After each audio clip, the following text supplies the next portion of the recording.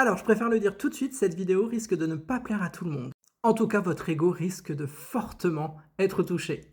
Les arnaques dans le domaine de la voyance et de la médiumnité sont extrêmement nombreuses sur TikTok. Et bien évidemment, je ne parle pas de l'ego spirituel méga surdimensionné qui puisse exister sur ce réseau social. Dieu apparaît-il de nombreux visages, mais je ne pensais pas le croiser toutes les 30 secondes en swipant sur TikTok. Mais là n'est pas la question, revenons à notre sujet principal.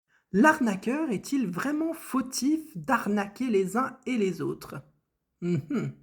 À mon sens, ce sont les décisions et les choix que vous faites sur les réseaux sociaux quand vous êtes submergé par vos émotions qui vous dirigent vers ces personnes-là.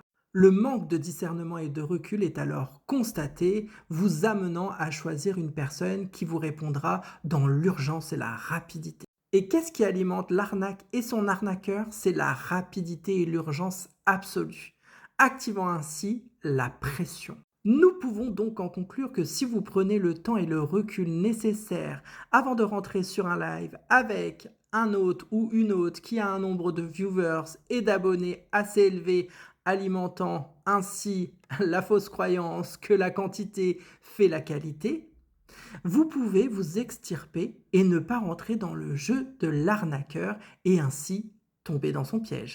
Toutes ces réponses-là, vous les avez directement en vous quand vous décidez réellement de vous écouter, de vous donner cette priorité-là.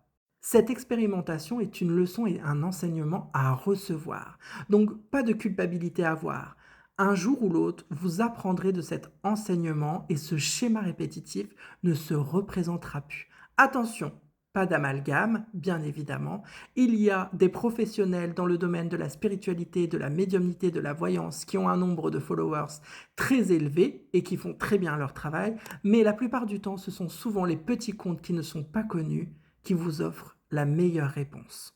En tout cas, ceci est ma vérité et je voulais vous la partager. À bientôt!